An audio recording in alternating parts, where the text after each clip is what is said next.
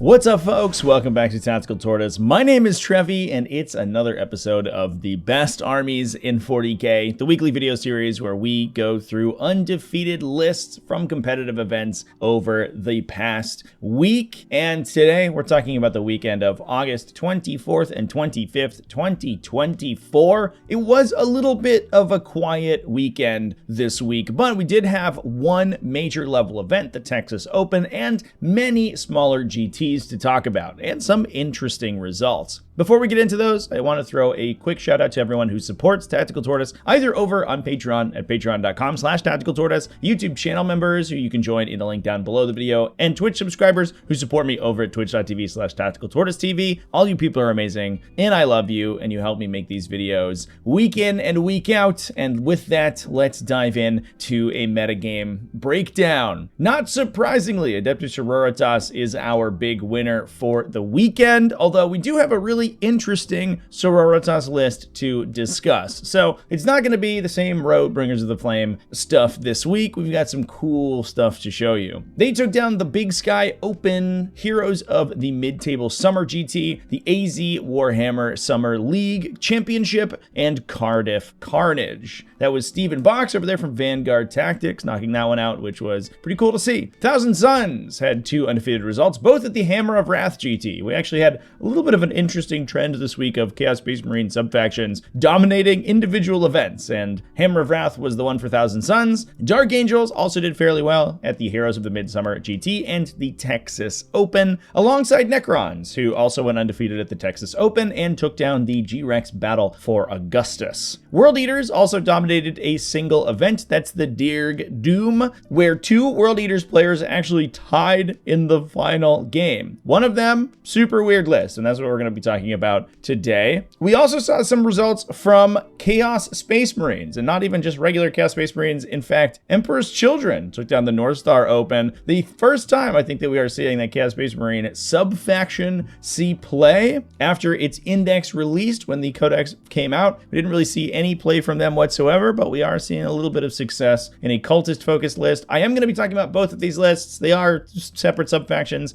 Chaos Space Marines took down the Ratcon GT, and I'm going to be discussing all of those results. Adeptus Astartes, this is standard Space Marines. It was listed as Ultramarines, but has no Ultramarine specific units in it. Also went undefeated at the Cardiff Carnage. Blood Angels went undefeated at the Big Sky Open. Drukhari took down Wasteland Wars 3. Grey Knights were undefeated at the North Star Open alongside those Emperor's Children, although they had a draw on their record, 4-0-1. That was a non-differential scoring system, however, so that was just a regular result. Astra Militarum took down the CCBB, I believe that's Capital City Bloodbath singles event. And last and probably least, Tyranids went undefeated also at RatCon, an appropriately named event for that faction. They are pretty ratty. Now, in addition, we also had a bunch of streaming go down this weekend. This included Wargames Live, who streamed the Big Sky Open. Tabletop Live was also live with the Capital City Bloodbath. And I was lucky enough to find the North Star Qualifier also streamed over on Twitch at twitch.tv/gasdog. So there is a ton of content existing out there for the results this weekend. So with that, let's dive into some lists, starting with Adepta Sororitas. At the Heroes of the Mid-Table Summer, Brendan McKenzie went undefeated with a Hallowed Martyrs Sororitas list. This is the index style detachment that gives you bonuses for being below starting strength with your sister's units. Brendan was running two Canonesses, one of them rocking a Null Rod and Chainsword, the other one with a Brazier of Holy Fire, a Jump Pack Canoness alongside two Dialogi, one with Saintly Example to generate Miracle Dice when destroyed. Dialogus, for only 30 points, gives you an independent character with a 4+ invulnerable save, usually useful for just completing secondary objectives. Even if you're not attaching them to a unit to get the benefit of their leadership ability, they are just good as an individual unit and will generate Miracle Dice when you die. You can even, in Hallowed Martyrs, use Divine Intervention to keep them alive, so you can sort of treat them like those little little regenerating characters that run around the table, except for extremely cheap. And they don't go down too easy. If you have 1 or 2 attacks go through that would potentially kill them, you can just use Miracle Dice to keep them alive. We also had a Palatine with Through Suffering Strength, Junith Erowida, Morbinval, and the Triumph of St. Catherine in the character slot there. A ton of characters in this list, but that is appropriate for Adepta Sororitas. A big unit of 10 Arcoflagellants, a Dominion squad alongside a Sister Novitiate squad. That Dominion squad could split up between 2 Immolators to give them scout, the Novitiates then creating space for them to scout up the table by infiltrating in front. A Paragon Warsuit team for Morvenval to jump into, and last, and definitely not least in this case, Canis Rex was also in this list. Not taking any Castigators today. Instead, we are relying on that big knight to provide our long-range fire support, and definitely adds a very unique profile that Sisters don't really get access to anywhere else. Sisters don't really break that T10 barrier. They do have a lot of those T10 battle tanks, but other than that, that's about as tough as they get to kill. Canis Rex comes in with that knight defensive stat line, and it can make it so that a lot of anti-Sisters technology, we are taking these kind of mid-strength anti-heavy infantry guns that are okay into their tanks, good into their Paragon Warsuits, and lighter units can bounce off of the ion shields of this big Titan while he punches you to death. Sisters also kind of lack a melee counterpunch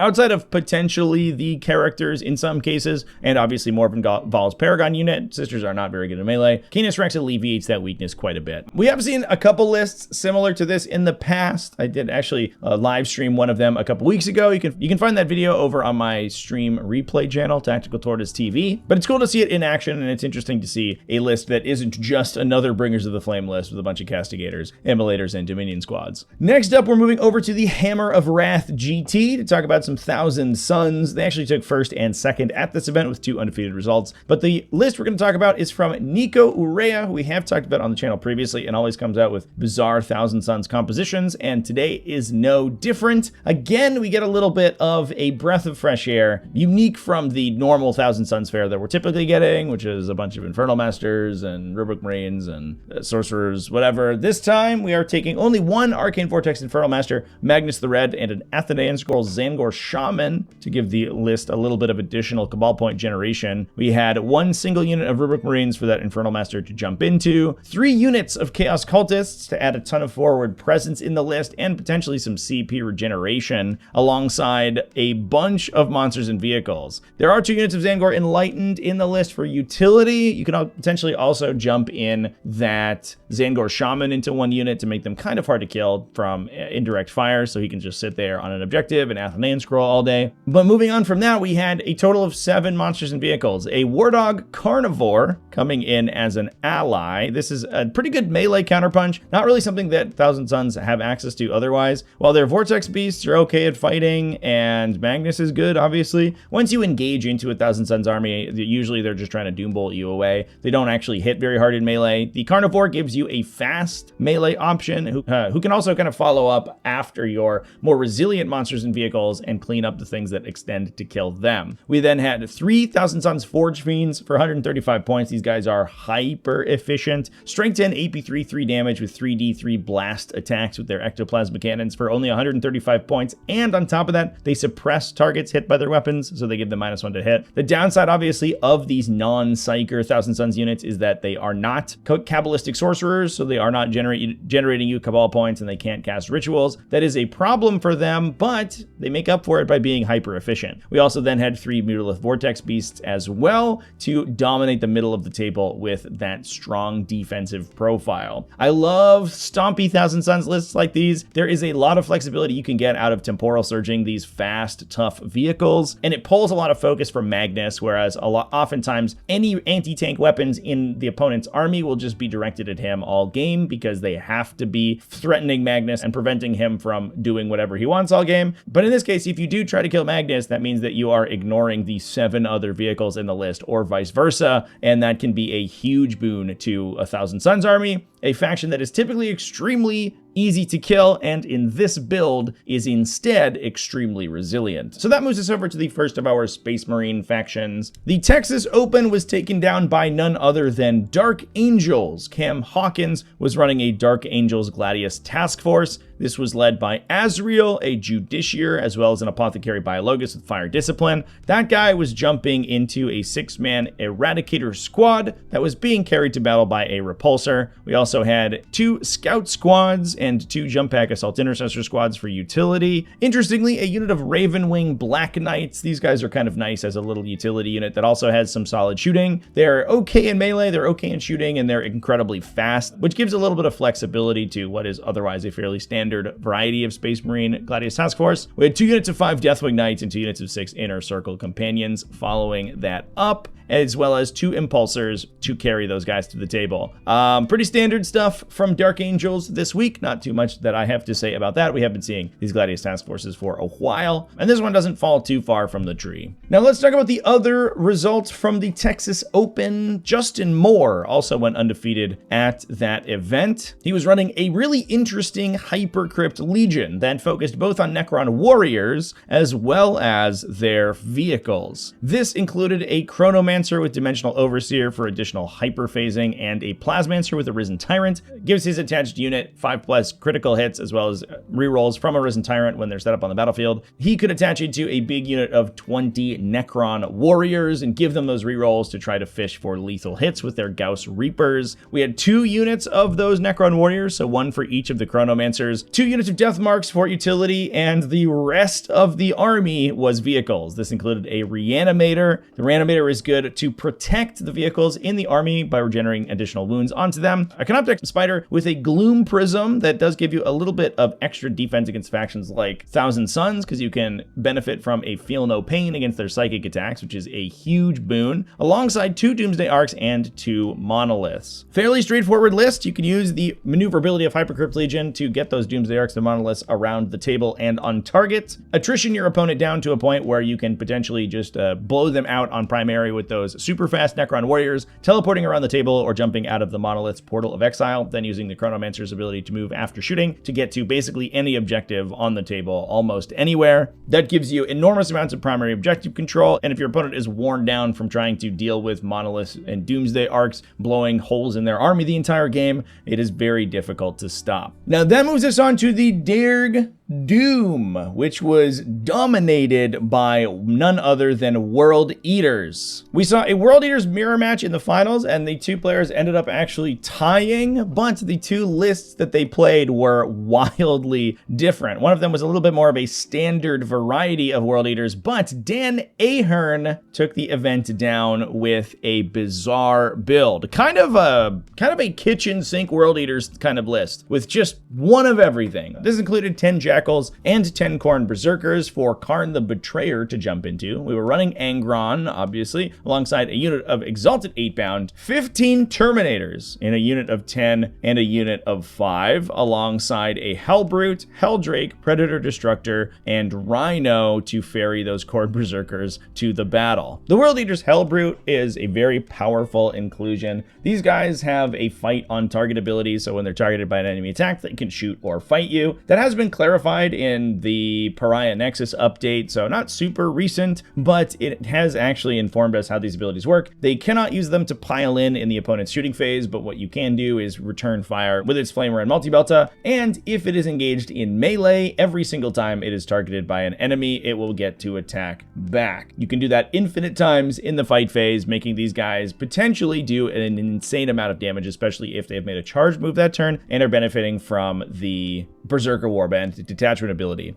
The Helldrake is an interesting inclusion. This one was running a Bale Flamer for a strong Torrent weapon. The World Eater's Helldrake has a bombing run ability. It has a 4+ chance to deal D3 mortal wounds to an enemy that it moves over. I think a benefit of this unit is the insane threat ranges that World Eaters can get out of their Helldrakes. They are anti-fly 2+ devastating wounds, so there are some very specific enemies that they're able to just sink into and do a ton of damage. You can imagine large demons and things things like other Angrons potentially just get ripped apart by these things because they're inflicting up to 15 mortal wounds with that attack. You can trigger their bombing ability as well. And with a 20-inch movement in hover mode, then benefiting from additional threat range increasers from Blessings of Khorne, the Helldrakes can jump around the table fairly quickly and engage and disrupt enemy shooting. Super expensive for what they do, but I can definitely see some arguments for their inclusion. Also interesting are the 15 Terminators in the list. They are only move 5 with their Terminator profiles, but they, like a lot of the slower moving units in World Eaters, get huge benefits from threat range extending Blessings of Khorne if they have taken casualties on the way in, which often happens. They're also able to benefit from their Blood Fury for +1 to hit and wound, and they do have fairly strong melee attacks. They have a Strength 9 Power Fist profile for whatever reason, which then goes to Strength 10 on the charge thanks to Berserker Warband and gets additional attacks, making these guys actually deal a significant amount of damage if they're able to get to grips with their opponent. Super unique variety of World Eaters. It's a faction that has been kind of standard for a while. We've been seeing mostly 8-bound focus lists with 1 or 2 Berserker bricks with characters, and this list is way off the beaten path, and it's super cool to see. Now we'll stick around with Chaos Space Marines for a while, and speaking of lists that are off the beaten path, let's move over to Emperor's Children. At the North Star Open, Ben Sherwin went undefeated with an Emperor's Children Renegade Raider detachment. This included a lot of standard Chaos Space Marine units, including Cypher, 3 Dark Communes, one of them with Mark of the Hound,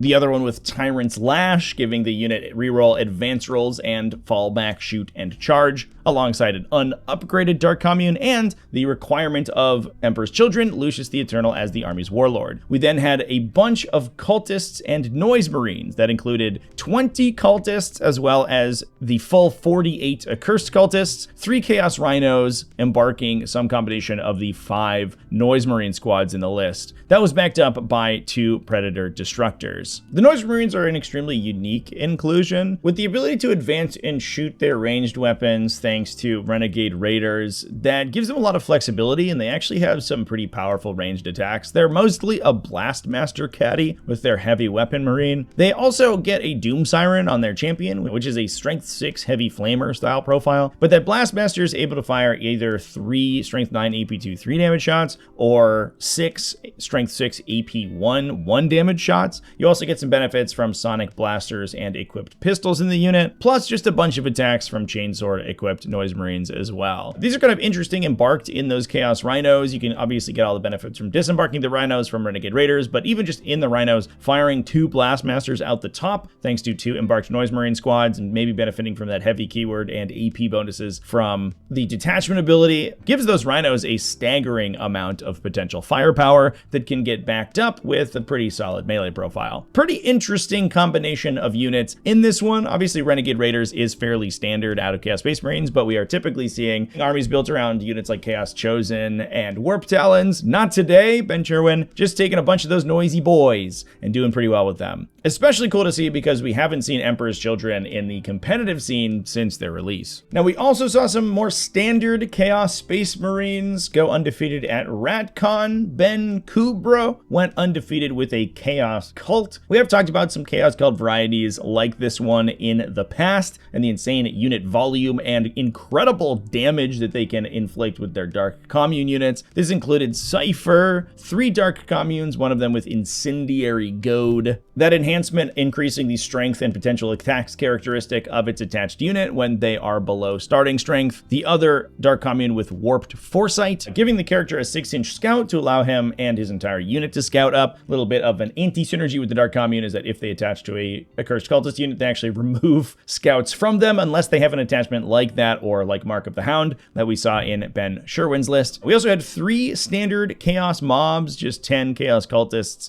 apiece, alongside 5 units of Traitor Guardsmen to create that volume, the max 48 Accursed Cultists to attach those Dark Communes into, 2 units of 3 Nurglings to act as utility, and backing that up with some pretty scary Chaos Space Marine firepower, including 2 Chaos Vindicators and a Forge Fiend. Not too much else to say about these lists. We have seen some success from them occasionally for a little while. They are able to flood the board with a ton of fast-moving Accursed Cultists. You have to respect those Accursed Cultists' damage output output and threat range because of their incredible synergy with the Chaos Cult stratagems. When fully comboed out, these guys have the potential to take down heavy vehicles and titans, although most of the time they don't really need to apply that much pressure. But that's also backed up by just an insane volume of objective scoring units that can ruin you on primary objective and score tons of secondaries on top. Now that moves us over to the Cardiff Carnage, where we get to talk about the Loyalist mirror to Chaos Space Marines. At this event, Stefan Donovan went undefeated with an Ironstorm Spearhead detachment. Now, as I mentioned before, they said that the list was playing Ultramarines, but again, we didn't have any unique Ultramarine units in it. It was instead running a Combi Weapon Lieutenant and a pair of Tech Marines, one of them with Master of Machine War to allow one vehicle to advance and still shoot, and one with Adept of the Omniscience to blank incoming damage, a single Intercessor squad, as well as a Jump Back Intercessor squad and Inceptor squad to act as utility. Following that up was also 2 Scout squads as well, and then a ton of vehicles, 3 Redemptor Dreadnoughts, 2 Vindicators, and 2 Whirlwinds. The Whirlwinds are pretty cool because they can plink enemy units to then allow your Redemptor Dreadnoughts and other powerful vehicles to benefit from Mercy is weakness. That stratagem requires that the target unit be already damaged when you engage with your heavier vehicles, which can oftentimes be difficult because if you're only getting 1 or 2 models into line of sight, you're not really getting the full use out of Mercy's weakness. But if you can convert 1 Whirlwind shot into them before the engagement begins, you have the potential to turn that stratagem on. It's also nice to have indirect fire right now just because of the volume of light infantry utility units that armies are typically taking. Now we'll stay with Space Marines for a little bit as we move on over to the Big Sky Open, which was taken down by Blood Angels. Thomas More went undefeated with a Sons of Sanguinius detachment, and one focused very uniquely on Vanguard veterans. Thomas was taking a Jump Pack Captain alongside a Combi Weapon Lieutenant, Lamarties, and 2 units of Sanguinary Priests. That Jump Captain was the Warlord, so he was likely jumping into a unit of 10 Sanguinary Guard to turn on their Warlord synergies. He also gives them +1 strength on the charge, which alongside the Sons of Sanguinius detachment ability gets them up to that all-important threshold of strength 9, which lets them punch through a lot of vehicles much more easily. We also then had those 2 Jump Pack Sanguinary Priests to jump into 2 of the units of 10 Vanguard veterans in the army. The Vanguard veterans have a ton of attacks with lethal hits on the charge. The downside is that their heirloom weapons are only AP1. The Sanguinary Priests can supplement that with +1 AP and make them harder to kill with a Feel No Pain. We also had 10 Death Company Marines for Lamarties to jump into, and a bunch of utility, including 3 units of Scouts and 3 units of Jump Pack Assault Intercessors. Largely standard Sons of Sanguinius fare, but the 10 Sanguinary Guard with the Jump Captain is interesting, and 20 Vanguard veterans with those Jump Pack Sanguinary Priests is also a unique inclusion. This might be one of the last times we talk about Blood Angels on this series, however, because we do have that preview of their new Codex supplement, meaning that in a couple of weeks here, the Sons of Sanguinius detachments are going to be outdated, and we'll be getting a brace of new data sheets as well as new detachments and stratagems available to the faction, which look incredibly strong. Now, mirroring the blasted wastes of Baal, we're going to move over to Wasteland Wars 3 and talk about some Drukhari. They took down the event piloted by Michael McKibben in a Sky Splinter Assault detachment. This included an Archon with the Nightmare Shroud, a Beastmaster, Lelith Hesperax, and Urian Rikarth for his ability to sit on objectives and be very difficult to kill, 2 units of Kabalite Warriors, as well as a unit of Witches, 2 Raiders, as well as 4 Venoms. Embarking in those were some combination of those Kabalite Warriors, Witches, and 2 units of Incubi, 1 unit of 10 and 1 unit of 5. So we likely had the Witches in one of the Raiders, as well as the 10 Incubi in another Raider, and split those 5 Incubi and a combination of the Kabalite Warriors into the Venoms. Following that up was 2 units of Mandrakes for scoring, 2 Scourge units, one of them all equipped with Dark Lances, one of them with all Haywire Blasters, to smooth over the army's damage output into a variety of targets. We also then had a bunch of monsters, including a Kronos and 2 Talos, to add a little bit more of a resilient anvil to the list. Overall, fairly standard Sky Splinter Assault affair. Now, moving back to the North Star Open, we also saw Grey Knights go undefeated with a 4-0-1 record. That is a natural draw on their final record. Miles Engraf went undefeated with a Teleport Strike Force. This included 2 Nemesis Grandmasters in Dread Knights, one of them with the Sigil of Exigence to teleport reactively upon being targeted, alongside Kaldor Drago, a 5-man Terminator squad for Kaldor Drago to jump into, 2 5-man strike squads for utility, alongside 2 interceptor squads to follow them up, 3 Nemesis Dread Knights, and a Calidus assassin. Again, fairly standard stuff from Grey Knights. It's actually been a little while since we've seen interceptor squads on the table, though. They've kind of been replaced by mass strike squads in more recent lists, but the interceptors give an enormous amount of flexibility to the army. They're able to move after shooting, so you can use them to get insane movement across the table and get into positions that would normally be screened out for maneuver style secondaries. So you don't need to use your prognosticated arrival to score points. You can use it on getting your Nemesis Dread Knights into the fight. And that moves us on to Astra Militarum. John Winter Russell at the capital city Bloodbath went undefeated with an Astra Militarum list. This one was focused very heavily on Tempestus Scions. It did bring some standard characters, including Gaunt's Ghosts, Lord Solar Leontis, and Ursula Creed, alongside a platoon command squad and infantry squad to attach those guys together. We also then had 3 Militarum Tempestus command squads attached into 3 units of Militarum Tempestus Scions, 1 unit of 10, and 2 smaller units of 5. That gives the list a lot of reach, and otherwise it was fairly aggressive to create space for those Scions to arrive. That included 2 units of Khazarkin for scouting and 2 units of 10 Attilan Rough Riders to add some melee counterpunch. It was at the cost of the armor in the list, however. We saw only a single Rogaldorn battle tank as the heavy armor, a couple Scout Sentinels, and an Earthshaker carriage battery to add some fire support, as well as a Chimera and 2 Taurox primes to get some of those elite infantry units to the fight. This is kind of a departure from the classic Astra Militarum armies that we've been seeing, which are focusing on those Rogaldorn or Leman Russ battle tanks, with the Tempestus Scions as the sideshow. Instead, the Tempestus Scions are kind of the main event here. They can jump into the Taurox primes, get full hit and wound rerolls when targeting an enemy on objective that is benefiting from the Taurox prime's fire support, and with their ability with the attached Tempestor to get ordered once they arrive on the battlefield, either from deep strike or from disembarking a transport, you can buff them up pretty significantly and get some insane volume fire out of these dudes. Interestingly, I don't know if this was actually done in the list, but you can also use Ursula Creed inside the Taurox. It does mean that she's not going to be able to issue her orders in the command phase like other officers, and she's not available to use her discounted stratagem early on in the turn, but she's able to issue 2 orders once she arrives, which could allow you to disembark both of your Tempestus Scion units at once alongside Ursula Creed. It gives those units their own order from the Tempestor Prime. If they have a command rod equipped, give them orders from Ursula Creed as well, so they can begin benefiting from first rank fire, second rank fire, and take aim, for example, for some huge amounts of firepower. Absolutely love seeing these Tempestus Scion combos in Astra Militarum lists now. I think they're really cool, a little bit more interesting than just taking more armored vehicles. And it's nice that the more recent data slate updates have given the faction a unique way to play. And that moves us on, last and maybe least, to Tyranids at RatCon. Stuart Trainer also went undefeated with the faction with a pretty interesting invasion fleet